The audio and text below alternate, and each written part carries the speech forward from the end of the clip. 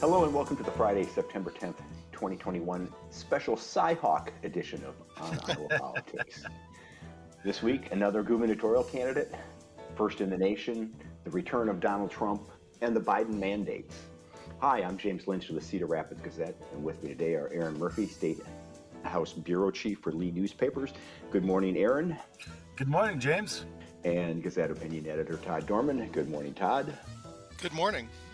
You can follow us on Facebook, follow us on Twitter, and subscribe to On Iowa Politics on iTunes and Stitcher and wherever you find your podcast. First up, another gubernatorial candidate, ? Longtime Iowa lawmaker Pam Yocum says she should be considered to be in the mix for the Democratic nomination for governor.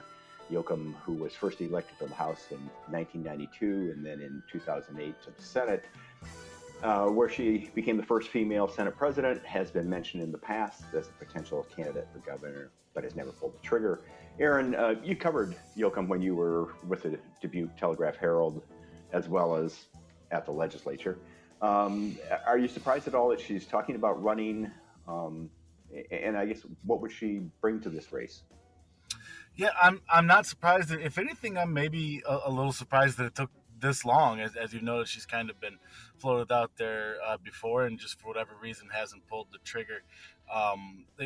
She's always struck me as someone, and not in the necessarily in the political ambition way, but just kind of someone who's really has a passion for state level issues, and enjoys, being active and being on the forefront of those debates. And she just always struck me as someone who, given the right opportunity, would relish the opportunity to be, the state's chief executive. So I've just always got that sense about Senator Yocum. So this doesn't surprise me a whole lot. What would she bring to the race? I think that just kind of that her experience, as you noted, her resume there, she's been doing this for a long time, and she's been out on, like I said, she's been out front on a lot of issues. She can play well in a primary because she's as liberal a lion as anyone else out there. But then she can also talk general election type issues. The one that jumps right off the top of my head, well, a couple of things. One is Medicaid and managed care, which has been a passion issue and project for her. She has an adult daughter with special needs, so she's been on the forefront of that issue for a long time. And the other one is healthcare. Back when Iowa struck its big compromise for expanding Medicaid, Pam Yocum was involved in that negotiation with Republicans as well, so she can bring that to the table. So I suspect that if she were to launch a campaign, that's what she would do, is lean on her experience and those issues that she's really championed over the years. Mm-hmm. Todd, does Yocum's talk about running suggest that Democrats, at least some of them, don't have confidence in the announced candidates and are looking for somebody else, perhaps like Erin is saying, an old hand to run for governor? Yeah, if she jumped in, she'd definitely be the most experienced candidate. I mean, Ross Smith and Deidre DeGier and Paul Dahl, and I forget. there's one other name who's I'm forgetting right now, but all are, I mean, obviously Ross Smith has some legislative experience. Deidre DeGier ran statewide for Secretary of State. But yeah, I mean, Pam Yocum's been at the Statehouse for a long time and is well known to Democrats and pretty well regarded. So I think she probably and has been said, she's been talked about before. And I think, she's in a situation where she probably thinks that maybe this is a good chance for her to finally run. It could also be that, amid all of this COVID-19 Delta variant spread, there may be some feeling among Democrats that are thinking about running for governor that maybe Kim Reynolds is more vulnerable now than she was a couple of months ago, which could change some calculations from folks that are thinking about running. So I think it's a combination of things, and I don't think at this point, I don't think the Democratic field is going to be set, even if she gets in. I think there's others that'll, we're still kind of waiting for Rob Sand to decide what he wants to do. Maybe he'll want to be auditor again. But yeah, I mean, I think that's where we're at, is the calculations are still being made. Well, the governor hasn't announced her plans either, so I guess that it's not set. Although, I mean, unless she lands a primetime Fox News show of her own, I think she'll probably run for re-election. Okay. If Yoakum runs, will that help Democratic U.S. House Challenger Senator Liz Mathis in Dubuque County, assuming that's in the 1st District? Dubuque County hasn't been the Democratic stronghold it once was, but having Yoakum on the ticket seems like it would be helpful. Yeah, possibly. I mean, that's she's going to draw some votes up there, and if those are voters that also want to vote for Liz Mathis, I guess that could be a positive. Mm-hmm. Moving along here, let's talk about first in the nation caucuses. No decision, formal decision, that is, has been made, but many Iowa Republicans seem to be preparing for the news that the caucuses, Iowa Democrats seem to be preparing for the news that the caucuses will not be first in the nation in 2024. State party leaders say they remain committed to kicking off the nomination process, but a combination of jealousy with the attention Iowa gets from being first, criticism that Iowans are too old, too white, and too rural, and the disastrous 2020 caucuses make it seem much more likely Iowa will be knocked off its first in the nation perch. Meanwhile, Erin, a stream of Democrat or Republican wannabes is generating excitement among Republicans who believe there is no question Iowa will go first. But what happens if former President Donald Trump decides to run again, which we'll talk about more in a bit, but could the Iowa GOP get to be first only to have a one candidate race with a predictable outcome? A caucus that generates no excitement and no business for pizza ranches across the state. Oh, perish the thought. Yeah, I mean that's certainly possible. I think if former President Trump were to decide to run again, I don't know if he completely clears the field. I suspect he might have some other candidates running, but boy, he's gonna, if he's not gonna clear the field, he's going to all but. He still remains wildly popular within the party, and in Iowa, if we're talking about Iowa specifically, even if a candidate may think they could beat Trump somewhere along the line, I can't imagine they think it's going to start well for them in Iowa. I mean, he won this state twice. He finished a close second in the caucuses in 2016. I think that would be a pretty anticlimactic Republican Iowa caucuses if he runs again, to be honest. And Todd, if President Biden is running for re-election in 2024, Iowa Democrats might not be missing much if they're not first in the nation.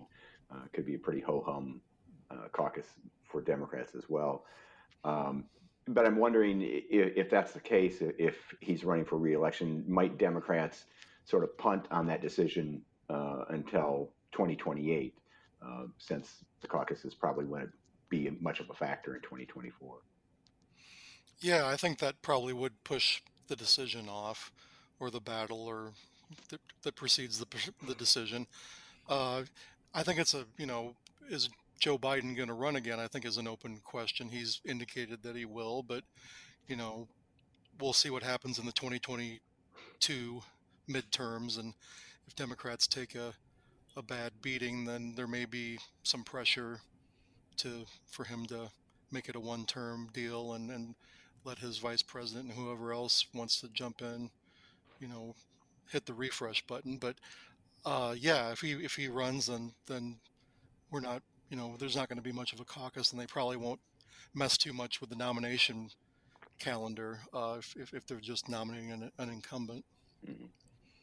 On the other hand, James, yeah. Sorry, I wanted to ask you. So as we're talking about this, and I'm thinking this through and the different possibilities. So let's say that Trump does run, and Biden does run for re-election, and as we kind of talked about him, that kind of makes both sides caucuses um, fairly anticlimactic and uneventful. Is there ever been a previous cycle like that where you had an incumbent running and then the challenger was just an absolute slam dunk that wasn't really competitive? I wonder if there's ever been another cycle like that before, in the caucus era, anyways. I don't think so. Not that I can think of. I mean, Yeah. Yeah, that'd be it. That'd be interesting. I mean, George W. Bush and Al Gore were heavily favored, but they did have opponents Right. in the Right. caucuses. I mean, so Yeah. it wasn't a slam dunk like that. Yeah. In 2012, when Obama was running for re-election, Republicans had a contest. Yeah. So no, I don't think there's ever been. I don't think that's ever happened. Yeah. And who knows? well, Maybe someone could make it competitive with Trump, but I just, as the way things stand right now, I don't see it. Well, I mean, back in the good old days, if you lost a presidential election, then the party said, "Wow, you lost a Right. presidential election. We'll see you around." Yep. Yeah. But elections didn't just get stolen back then. So we those everything was above board back then. In the good old I don't days. know. Well, and if Biden doesn't run, there is going to be talk of changing the nomination system. I think the only thing that saves Iowa is that they can never come up with a better option that everybody agrees to. So you just sort of leave things the same. But I would expect there's at least going to be some talk of change. Especially the redder Iowa gets. I mean, Democrats are sort of, do we really want to start our nominating process in a plus Right. 10 Trump state when we could go someplace else that might give progressive candidates more of a chance. And then there's the other we could have the scenario where Biden does run for re-election and a couple of more progressive Democrats decide to run against him. So yeah, there's all sorts of things that can happen, but it'll probably just be Trump and Biden and pity the Pizza Ranch.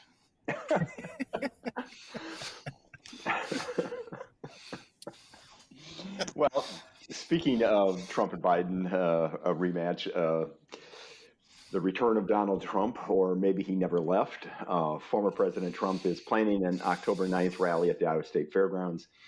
I heard on a radio news show that the Trump's visit would likely set off speculation that he'll run for president in 2024. What have we been doing up until now? Yeah, I think people have been speculating about that since about 2016. I feel safe saying that Trump will draw a crowd, but when Marjorie Taylor Greene and Matt Gaetz came to Iowa, state GOP leaders kept their distance for the most part. Will they do the same when Trump comes? If they attend the rally, they'll get pilloried by Democrats. If they stay away, they risk not getting the Trump endorsement. Todd, what's Kim Reynolds or Ashley Hinson or Chuck Grassley supposed to do? Well, I think you show up because Trump's popular in your party. And I mean, they've defended the former president and they've embraced a lot of his policy positions. So I don't think there's any reason for them to shy away or be worried about it. I mean, Iowa's a much redder state thanks to Donald Trump. So I think they'll show up and pay their respects to the leader of their party. Mm-hmm. I guess there's a political calculation, for them to make. They're probably not going to get any Democratic votes. So if they lose, if they get called names by Democrats, do they really care? But if you stay away, how many votes do you lose from the Trumpians that seem to be the base of the party now? One of the theories about the 2022 midterms is that without Trump on the ballot as a foil for Democrats, Republicans have a good chance of recapturing the House and possibly the Senate. Erin, what happens if Trump is out there acting like a presidential candidate? Does that help Republicans, or does it make every race a referendum on a second Trump presidency? Yeah, that's an interesting question, and I don't know if we know the answer yet. And the flip side to what you described is, but does Trump not being on the ballot hurt Republicans as well by not, Mm-hmm. inspiring that kind of turnout amongst his most ardent supporters in that base that you just described? So by him coming here, I mean, it probably doesn't matter a whole lot right now. We're still, so far out from the election. But if he's doing this, if he's coming back to Iowa next September, October, he does a big rally here where they can hand everybody who comes an absentee ballot request. Now we're starting to talk impact, that he could maybe have a little bit of influence on those races, even if he's not on the ballot. So I guess that's how I would answer the question. Is right now it's not a big deal, but if he's coming back out and going around other states as well, closer to next year's midterm elections, then that will be interesting to monitor how much that helps Republican candidates in those areas. Well, and I think it would be a great place to set up a free vaccination stand. Although I don't think I'd want the mask concession at that particular event. Yeah, it does seem that if Trump is out there doing rallies, that it's a net plus for Republican turnout. In at least in Iowa, and I think if you think about some of these races, the U.S. House races, for example, that's probably going to be important. In the second district, for Marionette Miller Meeks to be able to turn out more voters in the first district, the third district, and we don't really know how these districts are going to be configured yet. Maybe by next Friday, we will. And I think it's and along those lines, Side Jam, I was just going to add it. I think one important thing to remember would be 2018, right? Am I remembering? Is that the right cycle I'm trying to spit out here? Where Trump was in office, but he wasn't on the ballot, unless he was theoretically because he was president, but he wasn't on the ballot. And here in Iowa at the congressional level, Democrats had a very successful night. They came out of that election with 3 out of the 4 congressional seats. And then you go to 2020 with Trump back on the ballot, and Republicans were successful again in getting 2 seats back. So that's why I think it's just so critical for Republicans. I mean, it's pretty much all in their hands. There's nothing Democrats can do about this one way or the other, really. Republicans, I know that one of their prime mission is making sure that those voters who are mainly interested in Trump, getting them to somehow turn out for this midterm without him on the ballot. And that's why I agree, like you said, with him doing these rallies, that can only help a little bit. Mm-hmm. Yeah. Well, as you said, we're quite a ways out. We'll have to stay tuned to that and see what the Donald does if he's enjoying these rallies.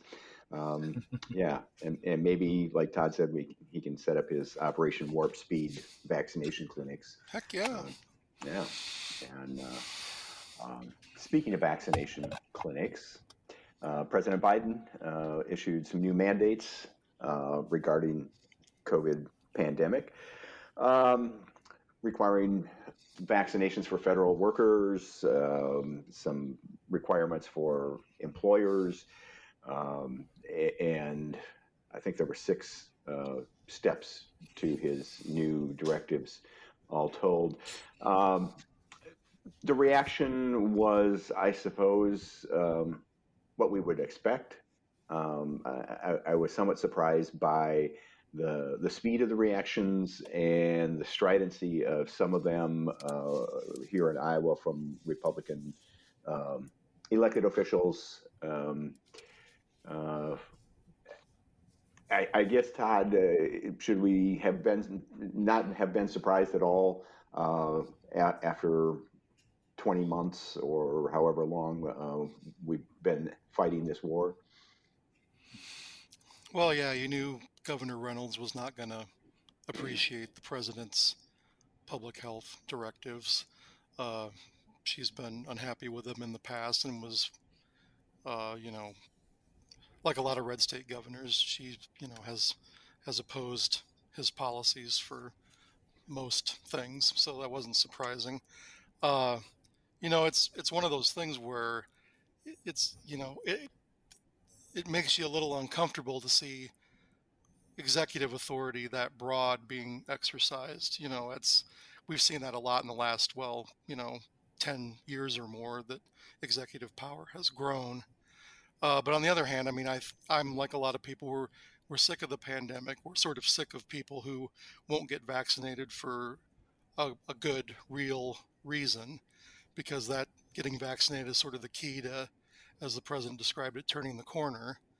I mean, earlier this year it looked like we were turning the corner, but now we've gone in reverse. So, uh, I mean, is it the right thing to do? I think trying to do something to step up vaccinations or to compel people to do what needs to be done to get the pandemic under control is understandable. Is it good politics? I don't know. It's too early to tell, but I think I think the Biden administration was under a lot of pressure to do something. There were lots of people, the pandemic is dragging on. It's hurting his approval ratings.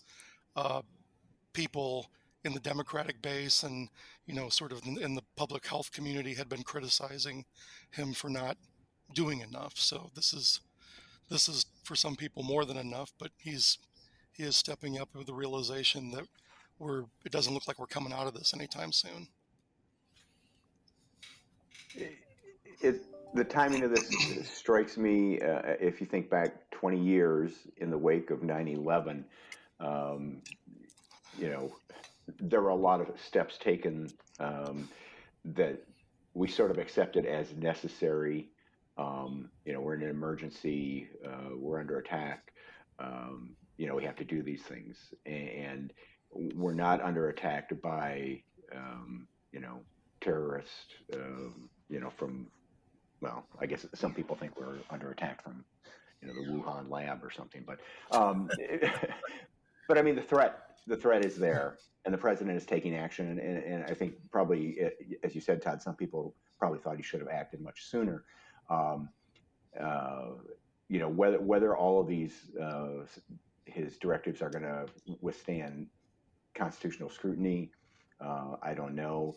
I think of other times when presidents have used their authority to enforce policies, whether it was segregation in the South, those sorts of things that, at the time generated both a lot of support and a lot of opposition.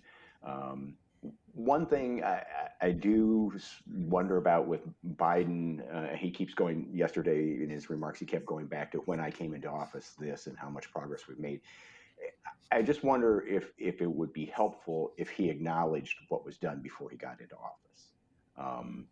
Operation Warp Speed, how much, and it's not a matter of, to me at least, of giving Donald Trump credit for something, because I don't think Donald Trump developed that vaccine. But acknowledging that might help get some people into the vaccination clinics.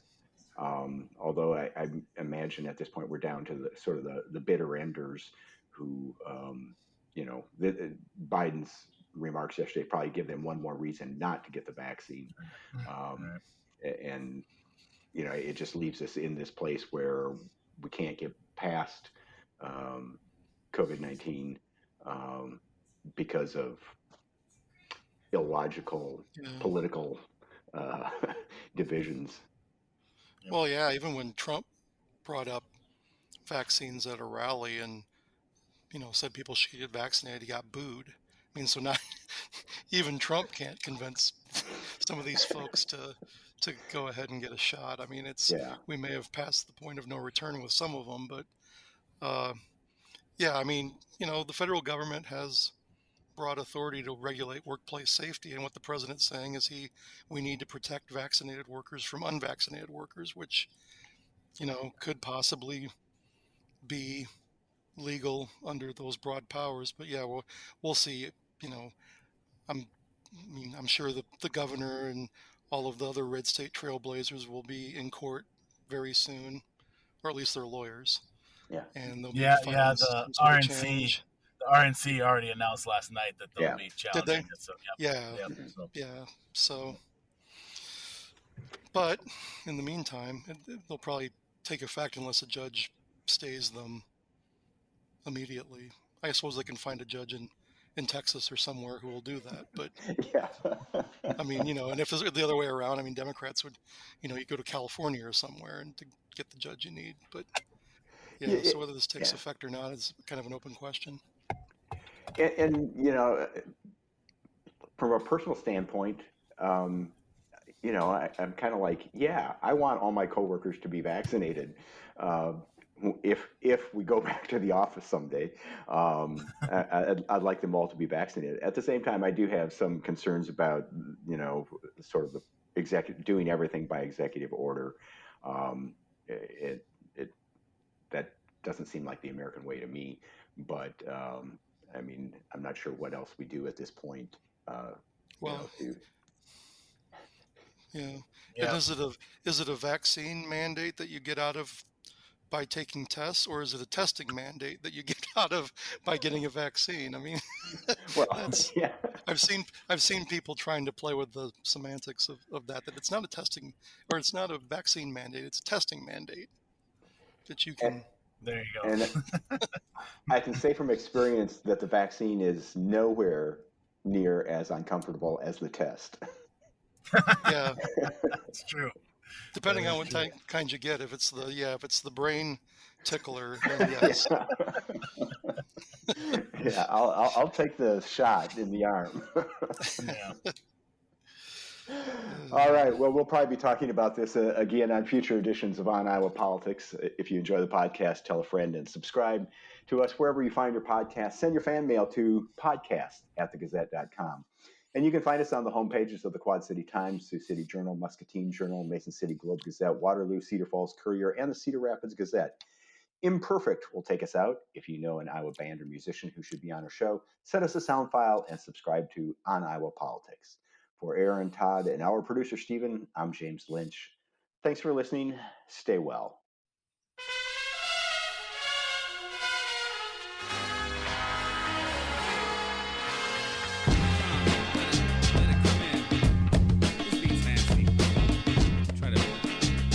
If I had a rap wrote for this beat, and he was my producer, then I'd be famous. Tell him, we're no soldier boy. Yo, I'm like a golden mirage, hold your applause, imperfect on the beat, holding a bra. It's your girlfriend said, put him in a whirlwind till the world ends. 2012, December 21st, so I'm putting in work until then. I'm gonna do this, hip-hop around the clock, I've said it, did it, done it, got it good. MCs got the credit like me, that's unlikely. Imp on the beat, you know I keep it sweet, with no sugar or additives. I'm just rapping, kids, you know I do this, it's like automatic-ish. I don't like to cuss when I bust, I don't like to do much, but sometimes I fuss. Get a little drunk and act like a fool.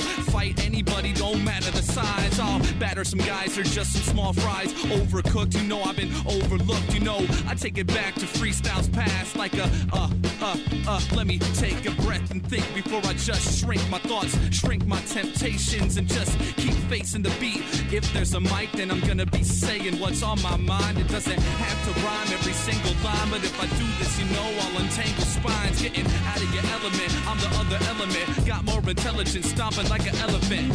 Who heard this kid spit before? You know you put your hands up and demanded more. The man is war, he's made of war. Studying the art of war, what would you start it for? Hard to the core with no bones inside. I swither around, I meant to say slither like a snake, but you know I'm not one of those. I just get on the mic and start to run some flows.